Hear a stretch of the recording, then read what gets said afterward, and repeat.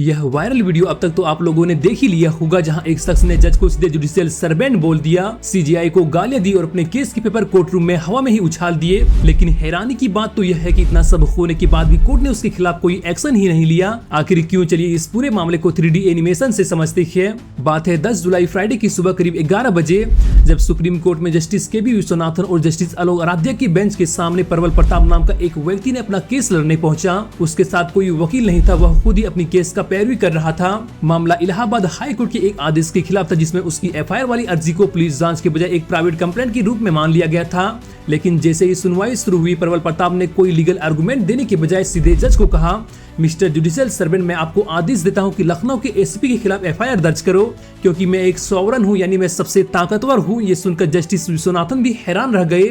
उन्होंने पूछा, आप मुझे ऑर्डर कर रही हैं, आप हमें ऑर्डर कर रही हैं? इसके बाद प्रबल प्रताप का गुस्सा और बढ़ गया। उसने कहा, मेरी तरफ से बस इतना ही है, सब कुछ रिकॉर्ड पर है। और अचानक अपने केस पेपर सीधे हवा में ही उछाल दिए। इतना ही नहीं, उसने सीजीआई सूर्यकांत को लेकर गालियां भी दी। इसके तुरंत बाद सिक्योरिटी स्टाफ ने उसे पकड़ा और कोर्ट रूम से बाहर निकाल दिया। कुछ समय के लिए डीएसपी ऑफिस में भी रखा गया। लेकिन अब इस मामले में सबसे बड़ा ट्विस्ट आता है, इतना सब होने के बावजूद भी सुप्रीम कोर्ट ने उसके खिलाफ ना तो कंटेम्प्ट ऑफ कोर्ट की कार्रवाई की और ना ही कोई एफआईआर कराई। जस्टिस विश्वनाथन ने कहा, हम उसके खिलाफ कोई कार्रवाई नहीं करना चाहते, वह बहुत परेशान है, ये सब उसकी फ्रस्ट्रेशन है और हमें सिर्फ उससे सिंपैथी है। इसके बाद उसकी एसएलपी यानी स्पेशल लीव पिटीशन को मेरिट्स के आधार पर खारिज कर दिया गया।